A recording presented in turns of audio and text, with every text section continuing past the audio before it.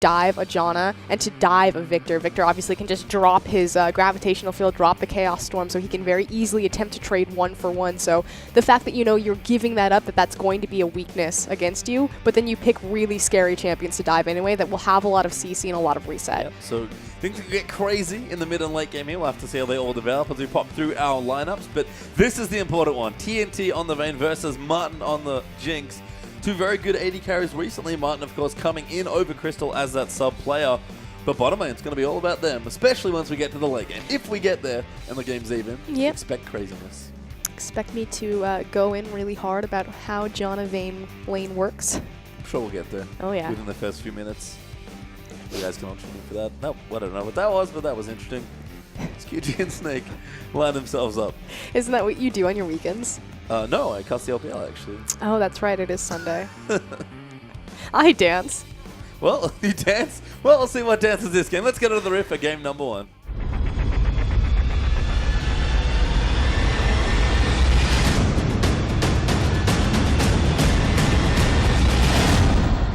And welcome back onto the Rift here for Snake versus Qiao, our opening game of our last LPL day for the weekend here for us. An exciting match to open day 3 here. EDG have already played. They've gotten their 4 wins and their 6 points, but these two teams are nice and close on the ladder as well. Going to be looking for the 2-0. Let's open this matchup and let's dispel some rumors about the Vayne Janna lane. So widely considered one of the weakest lanes as far as a 2v2 is considered. I want to go all the way back to Season 4 World Championship when Zero and Uzi ran the Janna Vayne lane against SK.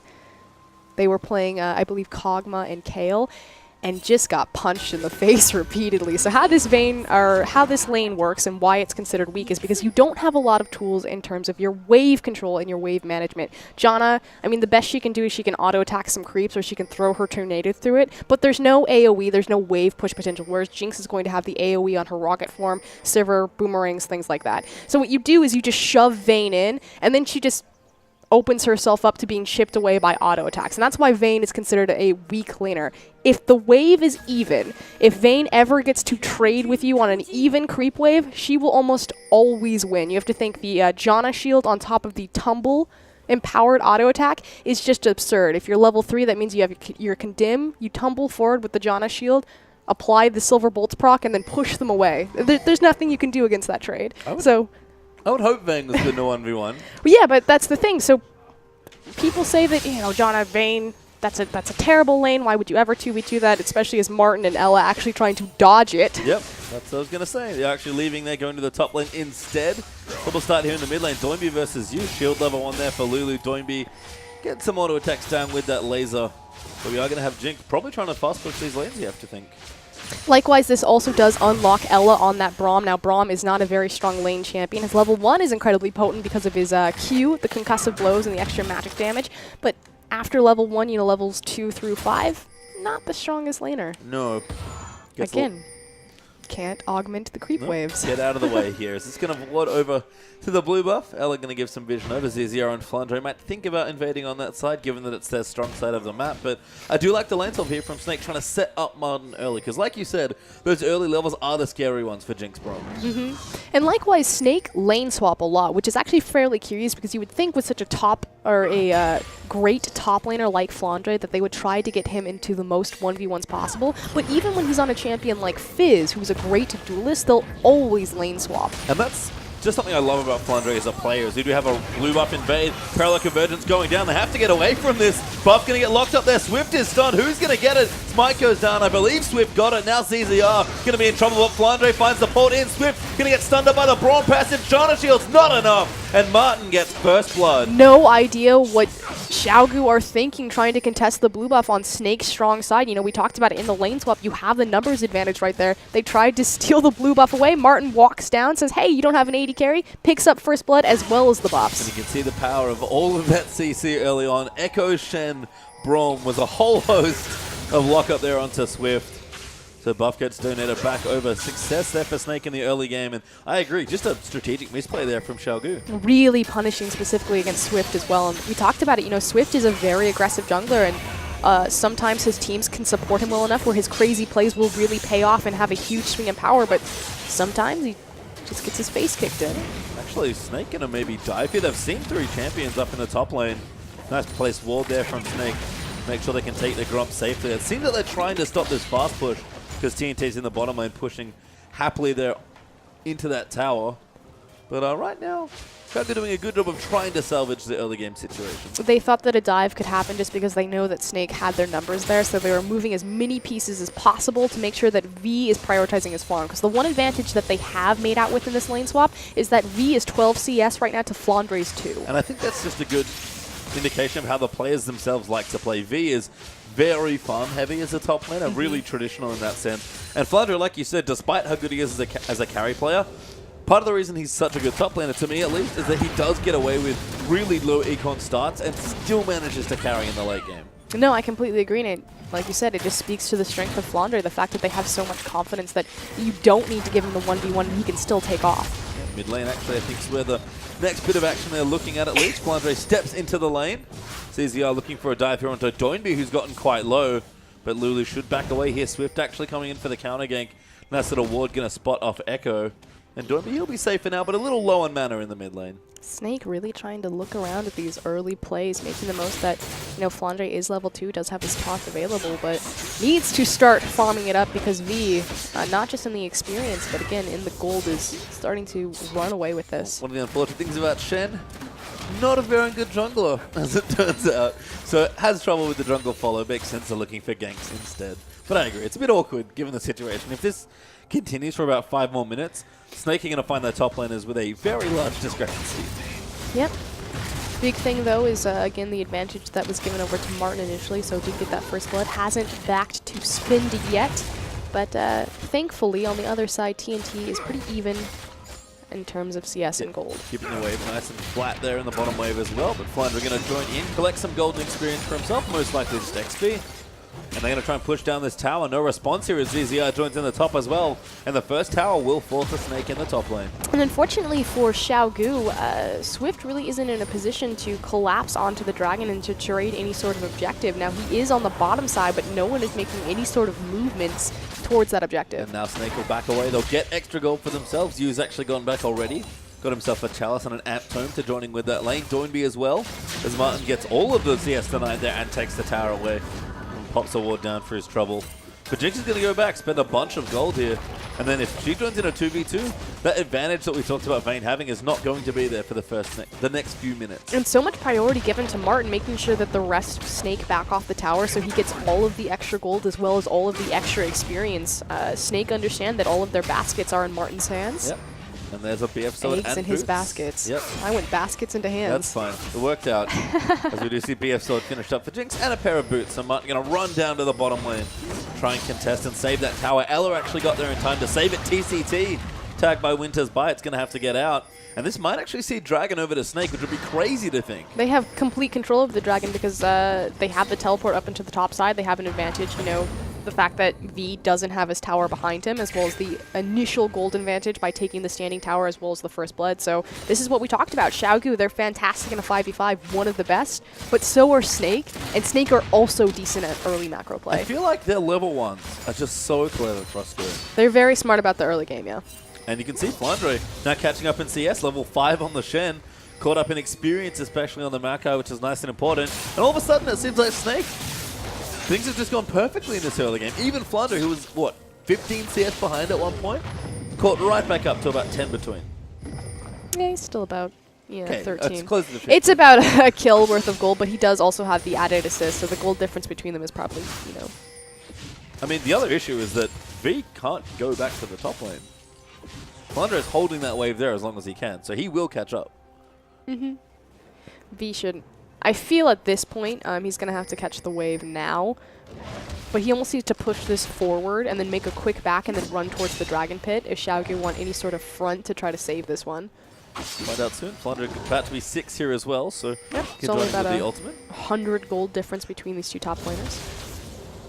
Is it just me? Or am I the only one that's really happy Flandre is playing Shen? Because this feels like a Flandre champion. Split push oriented. Yeah. Global presence, the ability to flank from the side. Yep. Just a really cerebral champion. Dive potential onto backlines. Yeah, that too. As Martin and Ella teaming up on the bottom side, going to really stick it to TNT. these poke trades with the rockets, especially as Martin gets more levels, is going to be trouble. In an all-in, definitely favor the Xiao Gu bottom lane, but as far as just getting with the rockets and poking, that's all in Snake's favor. And this is exactly how you play against a Vayne. You keep her shoved in, so while she's in the auto attack animation to CC, you're able to trade free autos onto her and chip away at her. But Martin pushes them completely off the tower, and looks like Jinx is going to get some heavy damage here. Yeah, Martin going to do 50% of the turret's health, shield down. Going to take some more damage here, so pop a couple rockets in there as well. CZR over on the Raptor cam might be lining up a gank here in mid lane, but Snake ignoring the dragon for now, just wanting the early gold objectives instead. Although, as I say that, CZR and you are going to go over to the dragon. And Xiao Gu, we talked about it, you know, if Snake are going to put all of the resources top, then usually the trade that you make is the first top tier tower for the dragon, but not only do they lose the top tier tower, their own blue buff, but they also lose the dragon, and Snake in full control of this early game. They're about to lose their bottom turret as well, I think, so Snake really in control here as Flandre. Going to keep things honest here on the top. Actually pretty far behind now that V's joined back in the lane, so Flandre's catch-up has been nice, but he's 30 CS down as this wave crashes in. He's got about 8 creeps there. See how many he can get. Going to try and even that up as best he can. B actually going to go back now, going to get his Catalyst. Hoping for a Rod of Ages, as always, but probably going to see a Righteous Glory instead. I don't... It's 5. I'm with you, Frusco. It's 5.13. Please stop building Righteous Glory. With you as well, but we'll have to see. If any player's going to do it, I feel like V's a good candidate for the Rod of Ages. If any team is going to do it, Xiao Gu. Or unless Flandre wants to go real crazy. But then we'll see like Trinity Forces. He'll go really off the deep end. Flandre either goes super standard or super deep. There is no mid-ground for this player. He builds Trinity Force on every single champion. Yeah. Remember the Echo Cinderhawk game? I'm not even joking. No, you're not. Because TNT going to keep this tower alive in bottom lane here and get a bit of extra CS, but Jinx goes back. There's a dagger, almost enough for the Zerkagrees, but not quite there. And a pickaxe as well means that Martin just wants to do the only thing Jinx really wants in the early game, and that's take structures. And this is really important to Jinx. We talked about where her power spike is. Initially, it's going to be once the Infinity Edge is completed because you will have that crit damage, and over an elongated fight, as long as you're able to out-time the final hour from Vayne, you will beat her, just because she relies really much on those, heavily on those added stats that she'll get through the duration of her ultimate. But then Jinx will kind of fall off like any 3-item AD carry, and she really needs that armor penetration as well as the attack speed before she shoots back up in her relevance. Yep. So Martin pretty close there, but both components of the Blade of the Ruin King completed. TNT has had pretty free lane to farm here, so he's nice and comfy on the item build. It sees Ella and you all walk into the enemy jungle, but Swift smites away the Raptor. It's really important that he's able to get the Razor Beak. Sharp Beak. Yep. He got the oracles, and it's super important just because Snake have been so far forward into this jungle, placing these deep vision. And so you'll see a lot of LPL teams do this, that when they look to push in and invade, that they'll deny the Raptor camp as much as possible. Clear Love, a big proponent of doing that. Yep, makes a lot of sense here. As Martin and Ella going to walk towards mid lane, actually have taken out the bottom side turret, so might be thinking about trying to take more structure. Scuttle Crab, though, the first order of business, and they'll take it away. It's important. It's really important. As you here, gonna have some friends join him in the lane, gonna try and push down this tower. But nice response here from Xiao Gu, as they've already got TCT and Swift in the area. Xiao Gu are actually really clever about doing this. So this is pretty common and standard that once the AD carry has the, like you said, BF Sword and Pickaxe, the flat AD items, as opposed to completing the Infinity Edge, that they'll rotate into the mid lane and just kind of take towers. You know, you start them in the top lane, take that, bottom lane, take that, go to mid lane. Xiao Gu will rotate all of their members into the mid lane, and they'll try to make a pick or start a team fight there, knowing that the AD carry will be there, and the mid laners typically transitioning to the bottom lane, as you see you doing right now. Yep, got his thing. He's going to go down to the bottom and challenge TNT. Ella and Martin going to do what they can here in the mid lane, but don't be especially if he's in the lane. We see this a lot with the likes of Victor and Azir. These mid laners just gatekeep the mid lane turret forever, like to 25 minutes forever sometimes. Especially because with the Hex Core itemization for Victor, allowing him the evolution points, especially when he puts it into his laser. Since it's scaling AP based off of his level, as soon as he's level 9, 10, he can pretty much free laser the back wave and just kill all of the creeps in one go. Doinby's there, Mark II evolution, Hex Core, sorry, and the parts of a Morello Nomicon, as he's got his itemization on the way. Cinderhawk completed for Swift, same there for ZZR, so sticking to more of that tank echo build here, not going for the Rune Glaive. And a Blade of the Ruin King for TNT as the Righteous Glory is on the way for V. Sorry to disappoint you, He'll do it, always. He'll do it. So Warmogs, it's coming after the No, World of Ages. it's all about, you think about Xiaogu as a team, they want to rush forward, they want to find the big 5v5, so it will empower Xiaogu's natural playstyle as well as V's natural tendencies. I just think that it's far superior just to build a talisman on TCT and to look for more resistances on your Maokai through either the Frozen Heart, or excuse me, the Glacial Shroud and the Spectre's Cowl, especially because you have TCT on the Janna versus expending the gold into the Righteous Warrior. TNT actually might have to go in. Oh my god, Martin! Nice ulti. Swift was there, but he's actually caught out now. Elegant attack him there with a bit of the passive. You needs to get the slow. One auto not enough for a stun though. But a nice layup there. Gives Snake a kill. That's really cool. Swift had no idea that that rocket was on the way. He was standing around the corner looking for the cheeky cast so they could outplay you, and suddenly Martin rocket to the face. And like, important to note, Martin was not mid lane when he fired that. He was like... He did it from Fog of War, remember? Basically in the tribe rush, yeah. So nice little 80 carry gank. Don't see that one too often from the mid lane, but as a result, Doinby again going to eat a bunch of pressure here, although Martin going to go back and spend some of the additional gold we just picked up, I think. That was super cute. That was great. Dragon up in 45 seconds, though. People need to go back, spend their gold, make sure they're nice and strong for this Dragon. And Martin is about 1,500 gold ahead of his AD carry.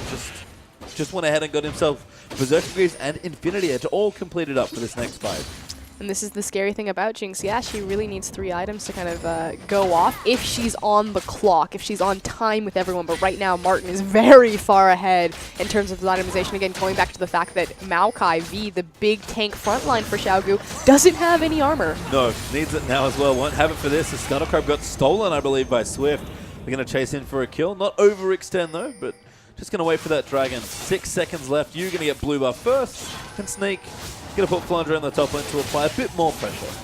Super important that we have an Infinity Edge completed for the Dragon fight. I feel like Xiaogu just needs to give this one up. Could possibly look for a steal, but actually, TNT does have the completed Blade of the Rune King. This is going to be close. Yeah. I'm curious if they're going to fight it. Snake actually not overcommitting. Seems like Martin's getting red buff first, which is a curious choice. But he'll do that instead for himself. Get a bit stronger here. Make himself, yeah, like you said, just a bit stronger for the upcoming 5v5 on the Dragon. Both teams know that this is coming into play, and now my question is, you know, are Xiaogu going to try to pull the trigger on this? Well, mid lane shove instead here. So a nice response from Xiaogu. TNT will dodge the Winters by Elegant, a setup for an Unbreakable here. Eats a bunch of damage. Parallel Convergence will zone them off. And Snake will reset for the 5v5. Both top laners do have the teleport available. Righteous Glory is complete for V, so doesn't have the home guard, but still has pretty strong engage potential. And this is kind of the funny thing, is that we can both interrupt teleports here. Although Flandre can't now, but he's just used his taunt. So me not going to go yet, just going to clear out the waves. And again, both teams playing careful. I think Snake assume if they fight the Dragon, they'll get no 5v5, so they want to make sure they actually win that team fight. Yeah, because that's kind of the difference between a huge snowball on top of Xiaogu or Xiaogu getting their foot back into this. The advantage that Snake especially have is that they have full control over the side lanes because they have the 2 outer towers, which is why TNT needs to go the long way responding to this fight. Oh, Swift going to go and try and steal he got it. Does get it, just zones them out. CZR though. Going to dive in onto Swift there. Flandre is there as well, using his ultimate. TNT caught out in the middle as Martin gets ulted up by Lulu, but exhausted as well. CZR getting low on the back, goes down to Swift. Martin's going to die though by the looks of things. V, Doinbeat is doing too much damage at TNT. Swoops in to clean up. Snake get absolutely wrecked in that fight. And we talked about it, you know, this is the difference between Snake finding a big snowball, trying to close out this game, and Xiaogu getting back into it. The power of Victor, how cost efficient and powerful his itemization is for a mid-game spike. And then Vayne had the Blade of the Rune King, had the Janna shield. TCT is only level 7, but that's crazy stats coming out of Xiaogu. Yeah, they're going to take the mid lane turret as well, and even the gold right back up to dead even between these two teams. And QG just did everything right in that exchange. Even got the Dragon. Perfect steal from Swift. Here we go. So Swift pops into the back, steals the Dragon. V, just the beautiful collapse here, making sure that he gets onto that back line and immediately uses the Maokai ult to eat up all of that damage. And then it's really just Doinby having the advantage that Snake are in this choke point, that he's able to lay down his laser across 3 members, throw the Chaos Storm down on multiple members, and TNT running through the back. Yeah, just a bit of cleanup duty there from Vayne, but it all works out there for Xiaogu, using their very strong mid-game to pressure here in that next Dragon fight. 1 apiece now for that particular objective, and again, all back to even with QG getting the very important mid-lane turret. Also got that very important. That team fight was so important for Xiaogu. I can't emphasize that enough. If they had lost that there, Snake probably would have just run away with the game. What it'll at least look to here is you going to get forced off the bottom lane turret. TNT will collect gold from that for himself with a bit of help there from Ella. And all of a sudden, it's Xiaogu that have the slightest of leads here in this game, about 700 gold. This looks like Snake playing towards the top half of the map, but this is what I talked about. Doinby in the mid lane just never leaving and constantly shoving minions away from this mid lane turret. Has accumulated about a 30 CS discrepancy between the two mid laners. Now again, that's going to mean a lot more on the Victor, especially when you're fighting those small corridors because of his AoE Venn diagram damage. Next most important objective for Xiaogu, though, like you said, since Dragon is down, playing towards the top side of the map and securing that last outer, which is why we see TNT here, sneaking in the back of the wave. Yeah, Flandre reasonably tanky at this point, but no major items completed. Will fall to Vayne. It was a quick QSS, actually. TNT going for the very early snowball choice. He doesn't need to build, you know, any sort of damage items right now because... Goodbye, TCT. Well, I was going to say TCT is level 9. Caught out warning, unfortunately, as ZZR has to flash that. Swift, though, going to find a casket. Just knocks Flandre back as Ella blocks it with his E. Ulti's not good, though. TNT will claim that kill. Yeah, really nice positioning from TNT right there to completely dodge the Braum ultimate. That's some kind of a funky angle coming out of Ella. You could have just put it straight down the middle of that choke point. Yeah, I think it was a little off to the side there, but I like the Unbreakable to stop the Gragas ulti from hurting Flandre. Instead, though, they'll just stun up this wave with the Rangers Trailblazer and keep their tower alive for now, but this does not last here for Snake. Xiaogu with the team with all momentum at this stage. TCT responding to the push that Yu has made. And again, Snake, nowhere to really play here in this particular game. TCT happy to clean that up, take a couple minions for himself, gets most of them under the turret, so nice job there. So you have to think, you know, what are Snake waiting for now? They're waiting for itemization and power coming out of ZZR on his Echo, but more importantly, Martin on his Jinx. And we talked about this before in early Champ Select that Vayne hyper scales, but does get a significant power spike in that mid game, which is the completed Blade of the Rune King with Janna augment. Whereas Jinx now, you know, he didn't get the snowball that he needed. He's still relatively on clock, a little bit ahead of it, but kind of has to wait until you have the Zeal, either Static Shiv or Phantom Dancer upgrade, as well as the Last Whisper. Yeah, Static Shiv there. So just the Last Whisper away now from hitting that 3-item springboard. But Yu going to take the blue buff for himself now as well. Wander over level 13. Got a Rabadon's Death Cap on the way, I have to assume. Amp turn need to see Large Rod. That's cost division AP right now, but Lulu also waiting for a 2-item spike. Snake in general, I think, just trying to buy time. Yep, they just need to farm up, stop the bleeding, and look late game. Jinx has a lot more capability as far as safety and range, especially in Tower Shred itself and Siege, to kind of outmaneuver Vayne late game, or has the capabilities on her kit. A straight 1v1 duel, not many people are going to beat Vayne, but and everything else that Jinx can offer in terms of just making towers disappear and punishing simple position mistakes, no one's better than Jinx. No. And Snake, they're actually protecting their top lane turret as the Dragon's about a minute away. So Xiaogu have not been able to take that for themselves. But instead, again, going to set up here around the top half. Yu's actually going to clean out the wave again, try and manage that side wave, push it back towards the tier 2 in top. Right now, both teams are sort of content to wait between Dragons. So I think Snake done a nice job of putting their players on the right sides of the map. Although weirdly enough, Yu and Flandre have actually swapped. So might be more concerned about Baron than Dragon at this point. Although I want to touch in on everyone's CS across the boards, because we talked about how Flandre is so good at, he puts himself at a deficit early, but he's able to farm it back. Now, naturally, he is on Shen, who will build the Bombi Cinder, is really good at split pushing in general, but Flandre just himself is very good at this. We still do have a massive CS discrepancy between Doinby and Yu, and again, that's really punishing on Victor, especially because Xiaogu itemization. They've now got the resistances, so we talked about how V, the very last Dragon fight, he only had the Righteous Glory and was so fundamental in setting that up for Xiaogu. Now he has the Righteous Glory, the Home Guard, and the Resistances ready and waiting. And it's so interesting to watch, especially even just the CS numbers, and think about how these teams distribute gold to their various carries. You look down and Snake are definitely a lot more about getting the Jinx going and getting Flandre from CS while sacrificing a bit of mid lane, where it's almost the opposite for Xiaogu, where they're happy to give their top laner and mid laner CS and let TNT suffer just a little bit. Low econ Vayne player. Swift there going in. Good block there from Ella. Ulti's not bad. Swift actually taking quite a bit of damage. TCT gets the resetting with Monsoon, but Swift going to eat the rocket and go down. ZZR diving into the backlines as Flandre goes deep in as well. ZZR pops out with a Chrono Breakers. B's taking a little too much damage. Flandre flashes out at the last second as TNT is trying to find a target, but Martin, he wants the reset so bad, gets himself condemned into a wall. Ella will fall down, but Jinx is going off. Martin just needs one more kill. Can't quite get it, Toynbee! Oh, he does get it. Now going to chase down TNT. U flashes forward. Martin going to get a crit and just needs the W. Oh! Does land it for the double. And Snake clean house. And that's what we were talking about. I mean, over an elongated fight, Martin on the Jinx has the range. If her front line gets in front of her, she can obviously hit Vayne when Vayne cannot hit her or return any sort of damage, and it just needs that one get excited before the chain reaction takes off. I thought for sure Martin was going to be punished when he flashed forward, but luckily his team was there in front of him. To make sure to clean it all up here. Martin even had an elixir ready for that fight, so Snake were really trying to get themselves back into the game off that dragon fight. They get the dragon, they win the team fight, and they go up and equalize in towers now. Here we go. Swift, a little bit too overzealous, does try to start the fight, but unfortunately doesn't get kind of the sniping cast that he would have liked. And this is what we were talking about, you know, Swift's natural tendency to go deep. But look at Martin on the side here. This is pretty much the story of Vayne and Jinx, who is going to win out. But just the range and the AoE splash / crits of Jinx rule the day here. I thought for sure that was going to spell disaster, but good protection from Ella. Sacrificed his life for Martin's sins. Ella was the MVP of that team fight. The absolute MVP. This snipe is pretty disgusting, especially because here comes Flandre with home guard. He's like, I just want an assist. Nope, not today. Flandre goes for the dragon instead. But seriously, Ella blocked Bro multi and then made sure Martin didn't die after getting condemned into the torch. Yep.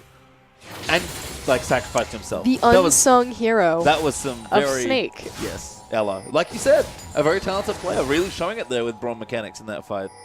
0, 2, and 6 out of Snake's 7 kills. So both Martin and Ella going off this game. Yep. The sub 80 carry over Crystal. Starting to become a bit more like the starter AD carry, I feel like, because they're playing him more and more, but not confirmed yet. Jinx is also his champion. If you think about, you know, the first time that we saw Martin, I would describe him as Name-esque, being very position-based, and likewise the fact that he opened up his LPL debut with Jinx. Yep. And looking good so far. Actually got a pretty substantial CS lead. Look at that. He's like, Last Whisper? Nah. Nope, Bloodthirster. I mean, against 2 Frozen Hearts, we maybe question that decision, but I can see what Martin's going for. Something like that. It makes him really good at taking towers. How about that? Yeah. It's a snowball chase, I think. Snake back up in the lead, 2,000 gold. Martin maybe thinking they're a little further ahead given the itemization, but if he finishes that right now, he's going to be real strong as he goes back to base. But the thing is, you know, what team fight are they looking for then? Because Dragon is down, so there's no reason for Xiaogu, unless Snake attempt to force a Baron or to force Xiaogu to check into them. See, that's what that would tell me. With the Bloodthirster completed, Snake should now run to the Baron pit and really force Xiaogu to make it or break it. Makes sense why Flanders in the bottom lane pushing as a result. Going to try and force some pressure and see if he can get his team vision at least around the Baron area. Martin, they're going to clear out red buff with a bit of smite help there from ZZR. And you back in the top lane trimming waves. Means it seems like Snake do want to play around that half of the map. Most important objective, or excuse me, tower on the map for them is going to be that second tier mid tower. So no surprises to see them consolidate their forces here. And again, just kind of touching back onto how LPL teams distribute their gold. You make sure that your mid laner and your AD carry are never in the same lane. We see you pushed up to the top side of the map just so they're not splitting farm and you're making the most out of your resources.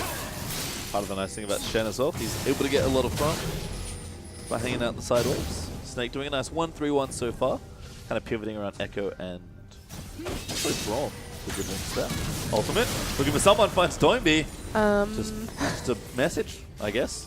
Staple to the rocket as Yu's actually the one maybe caught out of position. B, sorry, going to dive in there but get stunned up by Echo. Swift trying to find something. Ella Martin's needs to locked be patient. Out. Can't get in either. Yu, though, does get knocked back in. He's going to take so much damage. The shield's not there. Shen can't complete the teleport. Flandre now can't join in the fight. And Xiaogu with 1 kill. Might try and force Baron. A massive misposition. Martin was locked out of the fight, stuck into the mid lane. He could not walk past V's Maokai or Doinbee's Victor, but they still have their jungler available. It's a bit scary as well, but the smite should be enough here for Qiao. Oh, he's in the pit! CZR! Oh, he gets the Baron, but Martin and Ella get stunned up there. Doinby doing massive amounts of damage. Martin will die. Flandre going to try and get out. The Brawn passive on so many people, but Flandre going to fall. The steal cost them 4 people. Miscommunication from Snake. They do manage to steal the Baron, but it's just CZR with it, and that said, with all of Xiaogu's members up there are going to easily walk down through this tower. They needed to commit. We're just going for the steal. We have a 4v5. We can't afford to fight them and just send an Echo for the steal as opposed to collapsing afterwards. CZR did get the steal, but he has to watch this tower die. Although only one tower there with a Baron buff now for Snake will actually give them a bit more forward movement in this particular game. So pretty crazy topsy-turvy game. We look up at the gold. It's very even between the two sides. We're going to watch this again. Okay, and so here's what I'm talking about.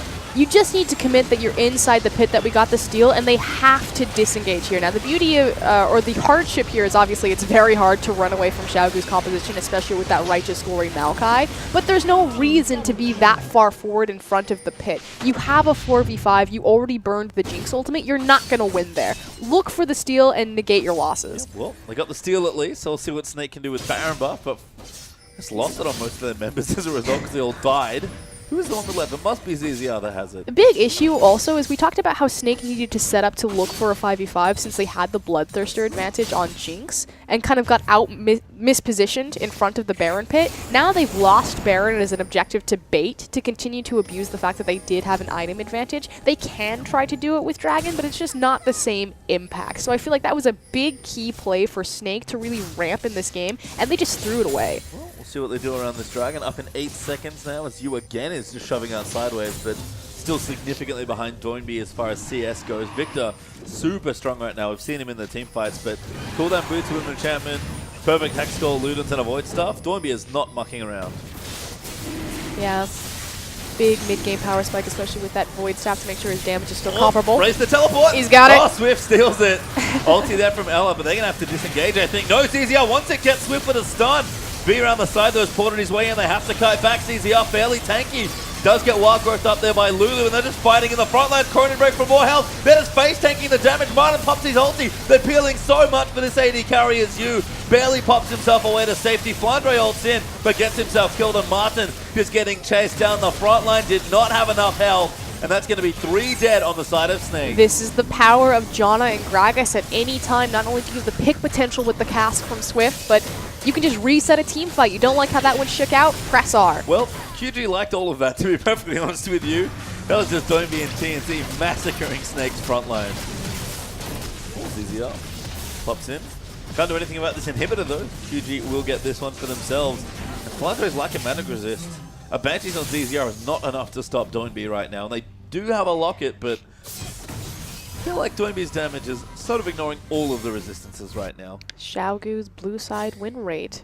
Looking good. All goes down to the priority pick, understanding, you know, where their power is, how they want to build up these compositions, and who to play around. And Doinby started as the Morgana Lulu player, shifting into this Victor Cassidon god.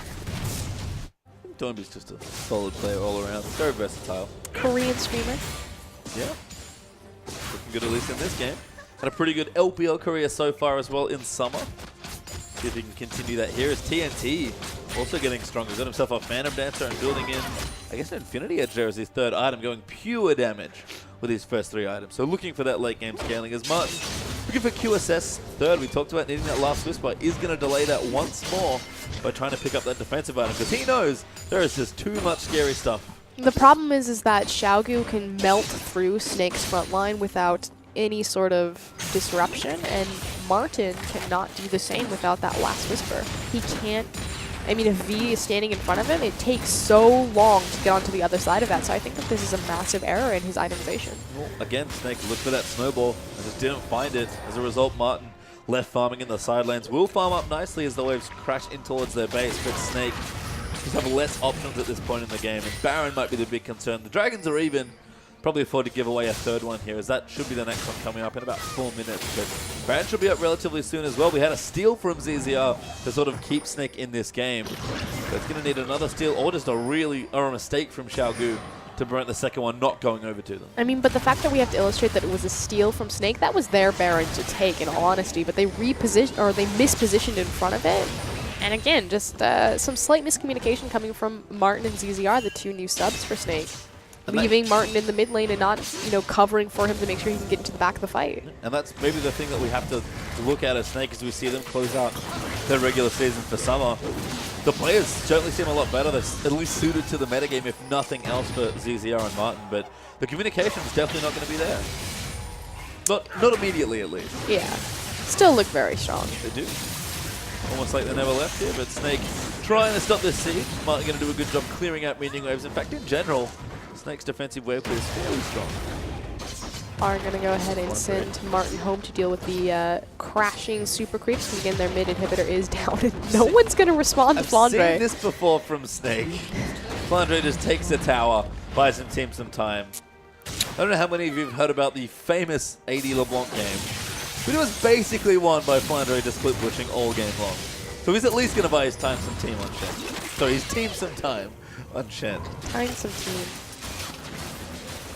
Ooh, W9D3 BM takes the Grom. It's still a scary situation the longer this game goes. I mean, we talked about this with Qiao and EDG yesterday, is that if it comes down to a 1 team fight, that's effectively a 50-50 on who's going to win this game. You saw nothing. I saw nothing. Flandre down the bottom lane now. Going to try and push his way to another tower, at least create some pressure. Again, Snake, you said it already, side wave control's excellent, especially in the hands of someone like Flandre, who the more I see him play, kind of reminds me more and more of like supercharged Acorn.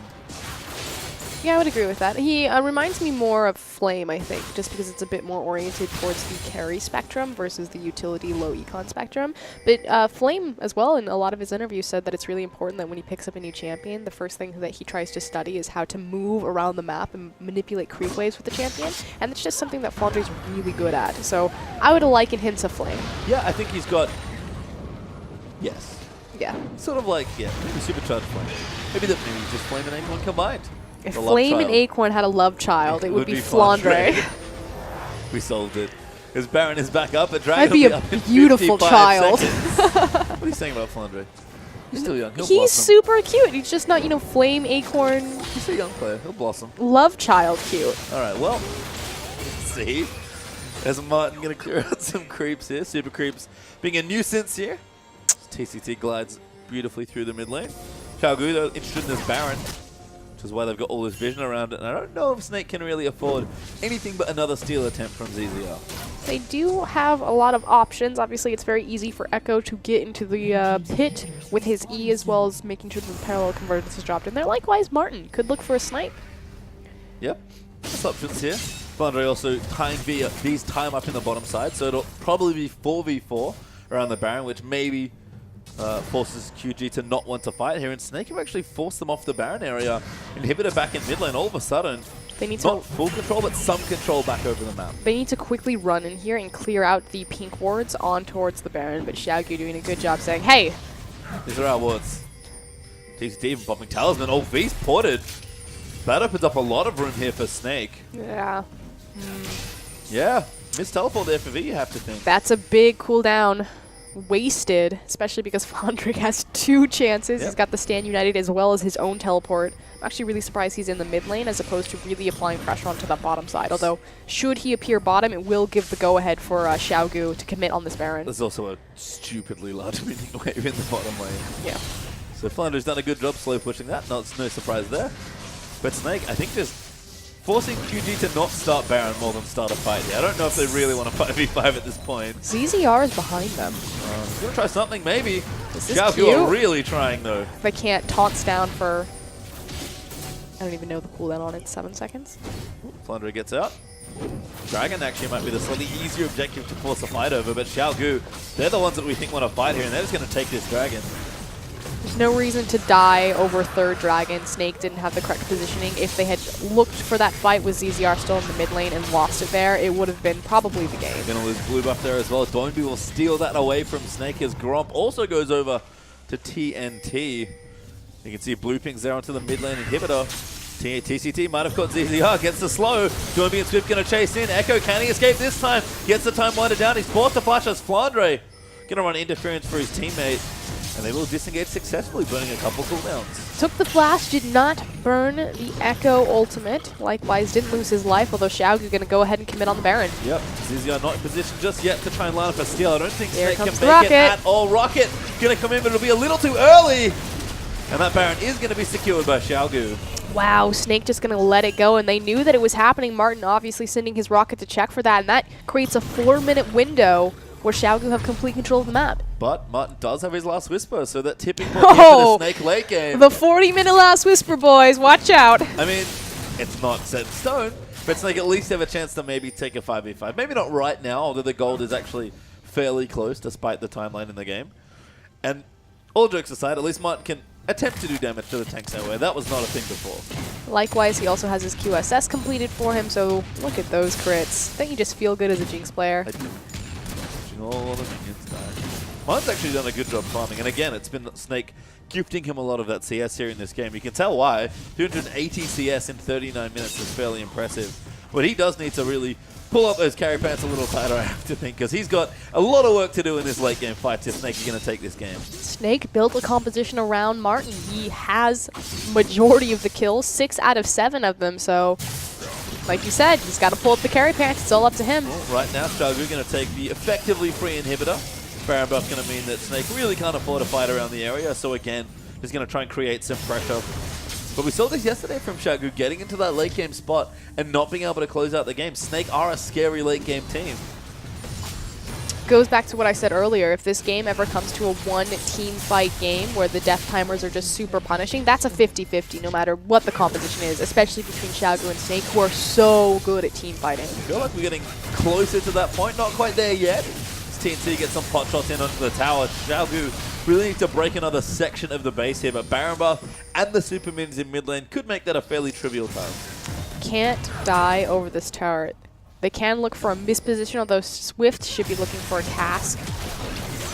But now we're just going to go. Ella going to block a couple more shots. Oh, wow. Wild Growth diving in. Gets the Wild Growth in. They lock up Doinby, but you zoned out by Gravity Field. ZZR's forced a Chrono Break back into the team. But Swift there's tech going on 5v1. Will fall there as V dives into the backline as well. They need to get into position. Martin's been thrown into the team.